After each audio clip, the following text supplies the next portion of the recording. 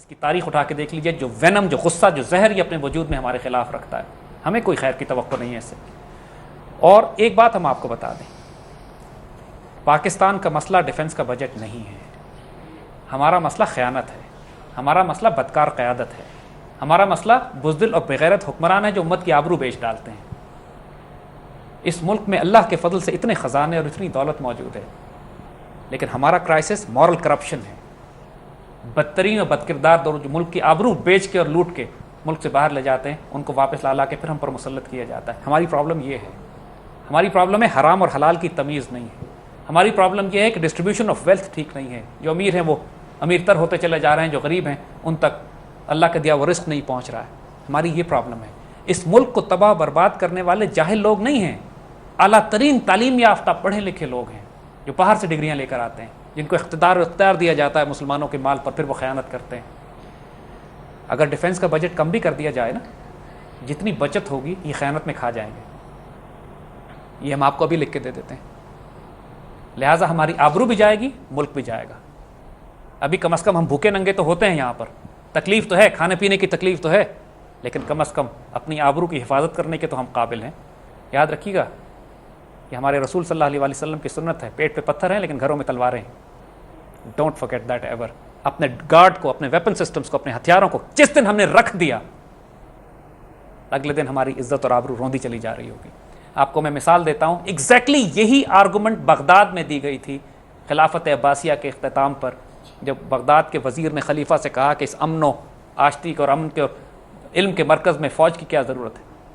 4 لاکھ فوج تھی، اس کو رخصت پہ بھیج دیا گیا، صرف پیلس گارڈز چھوڑ دیے گئے، اور 6 ماہ کے بعد حال یہ تھا کہ خلیفہ وقت ہلاکو خان کے گھوڑوں کے نیچے قالین میں لپیٹ کے روندے جا رہے تھے، اور 15 لاکھ مسلمانوں میں سے 1 لاکھ بھی بچ کے نہیں نکل سکے تھے، اور مسلمانوں کی عالم اسلام کی لائبریریز دجلہ میں پھینک دی گئی تھیں۔ پہلے دجلہ نے اس دن 2 مرتبہ دریائے دجلہ نے اپنا رنگ بدلا، پہلے سرخ ہوا پھر سیاہ ہو گیا سیاہی سے، اور برسوں سے آ رہا۔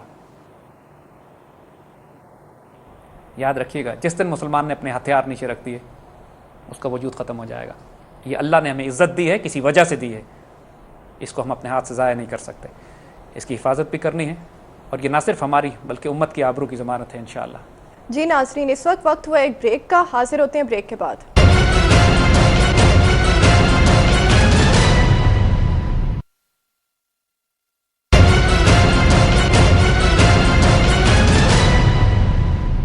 Welcome back from the break. اگلا سوال لیتے ہیں ایوب برمی صاحب سے۔ میرا سوال بہت ہی سمپل سا ہے، کیا یہ ضروری ہے کہ ہم انڈیا کے ساتھ جو ہے لڑتے جھگڑتے رہیں؟ کیا کوئی امن کا راستہ ہمارے پاس نہیں ہے؟ انڈینز ہمیں مختلف قسم کے پروپوزل دے رہے ہیں آج کل کہ صاحب تقسیم غلط ہو گئی، ہمیں مل جانا چاہیے، آپس میں مل بیٹھ کر ایک بڑا ملک بناتے ہیں، آبادی ہماری اکٹھی ہوگی، ریسورسز ہم اکٹھے کر لیں گے، ہتھیاروں پہ خرچہ نہیں ہوگا، سارا امن و عافیت کے ساتھ ہم پورے خطے میں رہیں گے، یہ جو پورا ریجن ہے یہ دنیا کی سپر پاور بن کے نکلے گا۔ بائی گاڈ ہم بھی یہی چاہتے ہیں، ہم بھی یہی چاہتے ہیں کہ ہم ان کے ساتھ مل جائیں، امن و عافیت ہو، سب مل کے رہیں، کوئی پرابلم نہ ہو، جھگڑے نہ ہو، ہمیں آپس میں جنگ نہ کرنی پڑے۔ ہماری صرف ایک شرط ہے، وہ ساری شرطیں ہم ان کی مان لیں گے، وہ ہماری ایک شرط مان لیں۔ ہماری شرط یہ ہے کہ جو بڑا خطہ بنے گا اس کا نام پاکستان ہوگا، کیونکہ بائی گاڈ یہ خطہ تو بنے گا، کیونکہ اگر یہ ہم نے ان کی حکومت بھی دیکھ لی ہے اور ہم نے مسلمانوں کی حکومت بھی دیکھی ہے، تو اگر خطے میں امن چاہیے تو حکومت مسلمانوں کی ہوگی، کیونکہ ہم نے 1000 سال حکومت کر کے ثابت کر دیا ہے ان کی حکومت میں مسلمان نہیں رہ سکتے۔ یقیناً اگر یہ سنسیئر ہیں اس بات میں کہ امن چاہتے ہیں، ہمارے ساتھ مل کے رہنا چاہتے ہیں، تو دوبارہ مل جائیں ہمارے ساتھ، ہم اس بڑے خطے کا نام مسلمان پاکستان رکھیں گے، ریڈیو پاکستان دہلی کی آواز آیا کرے گی ریڈیو سے، اینڈ دین وی ول لیو ان پیس، اس سے پہلے نہیں۔ جی ویورز، اب ہم چلتے ہیں اپنے اگلے سوال کی طرف ایسن سے۔ Sir I would like to know کہ جیسے آپ نے کہا کہ ان 1986 we had all the resources, اور ہم لوگ کافی حد تک پریپیئر تھے، اور ہم لوگ پورے ہم پورے طریقے سے پریپیئر تھے 1986 میں ایز اے نیوکلیر پاور، ٹھیک ہے؟ تو ہم لوگوں نے انڈیا سے پہلے اپنے ایکسپلوژنس کیوں نہیں کیے؟ ہم لوگوں نے ان کا ویٹ کیوں کیا کہ وہ کریں اور پھر ہم لوگ اس کا کریں، اس کے بعد ریئیکٹ کریں؟ ہماری ایک سب سے بڑی پرابلم یہ ہے کہ ہم ایک مسلمان ملک ہیں اور پوری دنیا ہمیں شکار کرنے کے لیے تیار ہے، ہمیں بڑا محتاط ہو کے رہنا پڑتا ہے اس دنیا میں۔ 1986 में हम इस मकाम पर पहुंच चुके थे कि जनरल ज़िया का स्टेटमेंट था कि we are only one screwdriver away from a nuclear weapon. अल्हम्दुलिल्लाह we were there, we had done it. मगर आपको याद होगा कि ये वो वक्त था कि जब अफगानिस्तान में जंग हो रही थी. सोवियट्स अफगानिस्तान में थे, पाकिस्तान अमेरिका का एलाई था, अमेरिकन हमारे साथ शामिल थे रूसियों को अफगानिस्तान से निकालने के लिए. और अमेरिकन प्रेसिडेंट हर साल एक सर्टिफिकेट दिया करता था पाकिस्तान को कि पाकिस्तान एटम बम नहीं बना रहा है. इस सर्टिफिकेट के बगैर वो हमें इमदाद दे ही नहीं सकते थे, इस सर्टिफिकेट के बगैर हमें वेपन्स मिल ही नहीं सकते थे. तो हम भी उनको बेवकूफ़ बना रहे थे, वेपन्स पे भी काम कर रहे थे, उनसे इमदाद भी ले रहे थे, रूस को भी मार रहे थे, अपनी मिलिट्री भी रिऑर्गेनाइज कर रहे थे, अफगानिस्तान भी सिक्योर कर रहे थे. So we were playing on all fronts. हमें क्या जरूरत पड़ी थी खामखा अपने सारे कार्ड स्पेल कर दें. उस वक्त इंडिया भी दबा हुआ था उस वक्त हमारे साथ. आपको याद होगा कि उन्होंने मिलिट्री एक्सरसाइज बड़ी अटेम्प्ट की 84 में, वो इंडिया इसराइल के साथ मिलकर आए. इस सिखों की मूवमेंट चल रही थी. नहीं, इंडिया को तो हमने बिल्कुल काबू में किया हुआ था, तो हमें कोई प्रॉब्लम नहीं थी. इंडिया बिल्कुल हमारे सामने दबा हुआ था उस वक्त. हमें 98 में जब इंडिया ने पहले एक्सप्लोजन्स कर लिए और उसकी ज़बान भी बदल गई, उसका लहजा बदल गया, ये वो वक्त था कि हमें मुंह तोड़ जवाब देना था. And so we did.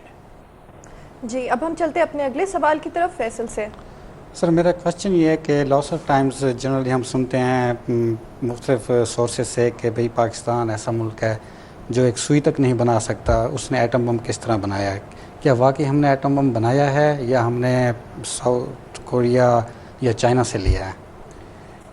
ये बात हमारे दुश्मनों के लिए भी नाकाबिल यकीन है कि हमने ये वेपन सिस्टम्स किस तरह बना लिए. और इसमें कोई शुबा नहीं है कि ये इतना बड़ा करम है अल्लाह का, इतना बड़ा मोज़ा है कि yes we did it ourselves. अल्लाह के फजल से हमने एक ऐसा नामुमकिन काम था ये. देखिए, दुनिया में कोई हमें टेक्नोलॉजी तो दे नहीं रहा था, मगरिब ने तो देनी नहीं थी, दूसरे तमाम ममालिक भी हमको टेक्नोलॉजी देते खौफ खाते थे.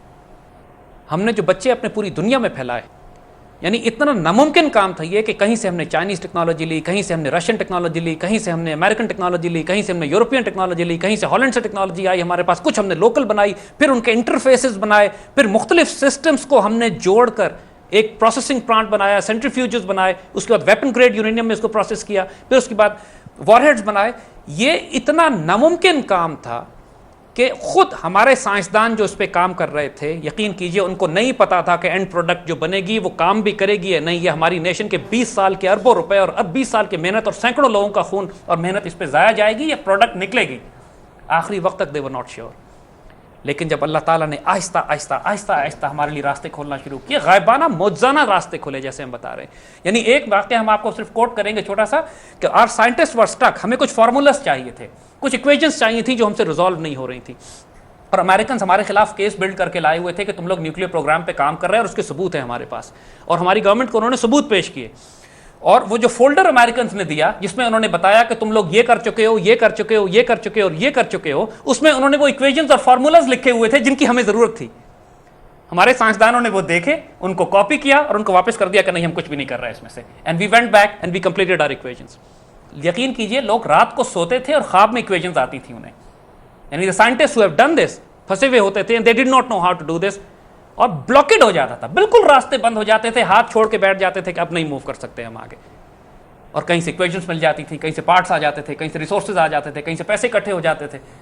किस तरह ये सिस्टम बना है, आप उन लोगों से जो इसमें इन्वॉल्व हैं जरा पूछिए तो सही. मैंने कहा ना ये तारीख अभी लिखी नहीं गई है, इंशाल्लाह शायद किसी वक्त मुस्तकबिल करीब में लिखी चली जाए. तो ये इतनी बड़ी हीरोइज्म की दास्तान है, इतनी शहादतें हैं इसमें, इतनी कुर्बानियां हैं इसमें. देखिए ये सारा मामला सेल्फ रिस्पेक्ट और डिग्निटी और गैरत का था. आपको गैरत की मिसाल अगर हम आज के दौर में दें तो सिपाही मकबूल हुसैन को देखिए, जो 1965 में जंग में इंडिया गया था और पकड़ा गया, और 40 साल वहां अजाब खाता रहा इंडियंस का. उसकी जबान काट दी गई सिर्फ इसलिए कि उसने ये नहीं कहा कि हिंदुस्तान जिंदाबाद. हम उनके दहशत गर्दों को हार पहना के भेजते हैं, वो हमारे बच्चों की लाशें रोज भेज रहे हैं. ये दुश्मन है हमारा, ये कैरेक्टर है उसका, और ये दीवानगी उसकी हम देख चुके थे तारीख में जो हमारे साथ वो करता चला है. 71 में जो उसने हमारे साथ किया था. देखिए ये 71 के बाद का टाइम है जब हमने वेपन्स पे काम करना शुरू किया था. हमारी कौम के बच्चों का जोश देखने वाला था, लोगों की आंखों से आंसू निकलते थे जब वो इक्वेशंस पे काम कर रहे होते थे, क्योंकि वो 71 को भूले नहीं थे. Bye God